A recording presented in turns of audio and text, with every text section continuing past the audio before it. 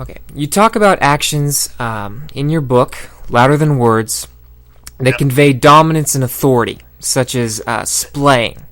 What is splaying, and in what situations would you consider actions conveying dominance are most effective and least effective? Yeah, that's a great question. Well, leg splays we often see where, imagine a teenager is being scolded by his parent, and he's slouching down, and his legs are spread out. His legs are actually in a very territorial display. That would be a leg splay that would be inappropriate. Okay. If you're with your friends and you're all sitting like that, then it would be very appropriate. Right. Okay. So it's one, you're showing comfort because your legs are spread out, but it's also you're being territorial. If a person were to come into the room, let's say you were at work and you were sitting like that in the break room, and the CEO of the company walked in, you wouldn't be sitting that way for very long. Immediately, your brain says, "I'm not entitled to do this. Sit up," and you bring your legs together. So, the context has a lot to do with it. In certain situations, when with your buddies, it's perfectly okay. But not when a higher status person comes into the room. Now, what's interesting is teenagers will pull that stunt on their parents, and basically what they're saying is, I'm indifferent to what your authority is. I'm not respecting you, and so they sit like that.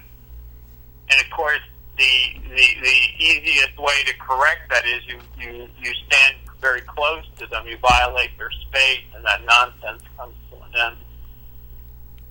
I see. Okay. Excellent. You talk about actions such as steepling, in which you touch together the outspread fingertips, and emphasize that it is one of the most powerful displays we can use to convince others of our confidence. Would you recommend?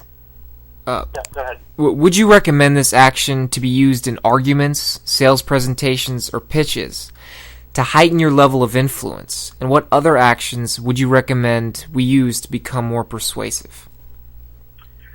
That's another great question. The answer is yes, but it's qualified. Steepling is one of the few behaviors that we have that are universal, that communicate confidence. Now, that doesn't mean we're always right. We could be wrong, but we're confidently wrong. And that's why you see heads of state, for instance, Angela Merkel is always steepling. Colin, what's his name? The former Secretary of State. Colin Powell? Colin Powell steeples a lot. This is a confidence display. The problem with using it too much is that after a while, any behavior is lost if it's used too much. So what I tell people in business is use it when you want to emphasize a particular point. So if I've been, and I do it all the time as I'm speaking. But if there's something in particular that you want to, say this is especially significant, that's when you really need to steeple. And of course,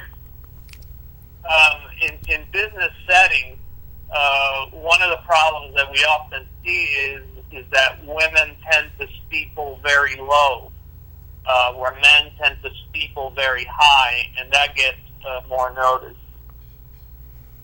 I see. Are there any other actions you would recommend to To make your arguments more influential? Yeah, I would use what are called gravity-defying behaviors.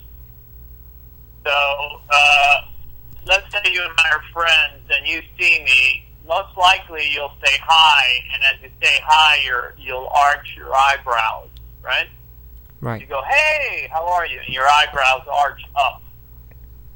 Any behavior that defies gravity is really saying I care, or this is important to me.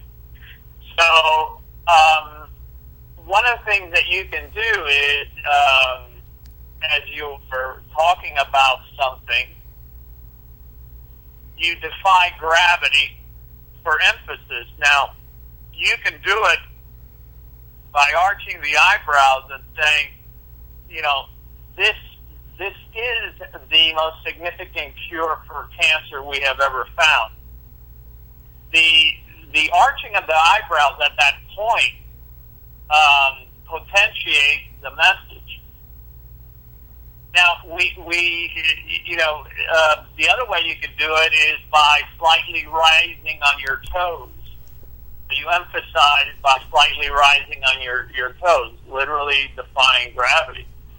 What's fascinating about these behaviors, both the gravity-defying ones and even steepling, is that children who are born blind, they've never seen these behaviors, actually perform these behaviors when they're emphasized. Wow. So what does that mean?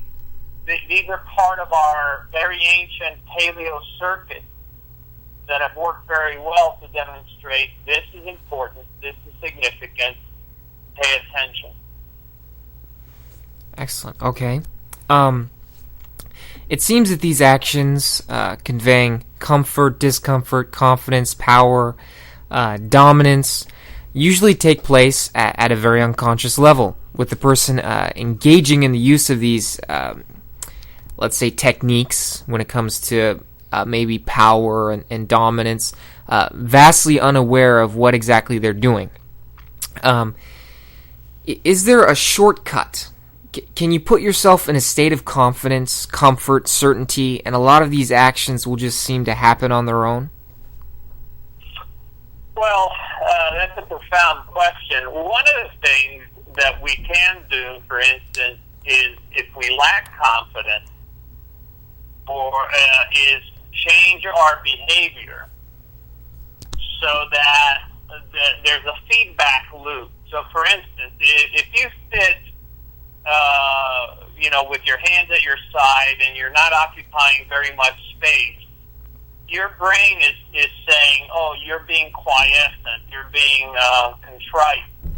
But if all of a sudden you stand up and and this is what Marine officers do, and this is what military people do, they put on a posture which is more territorial. And if you, for instance, put your hands down and spread them out on a desk and stand up, what happens is there's a feedback loop that reinforces, I'm pretending to be confident, I look confident, therefore I become confident. And what's interesting is I had talked to some folks at the Harvard Business School about this,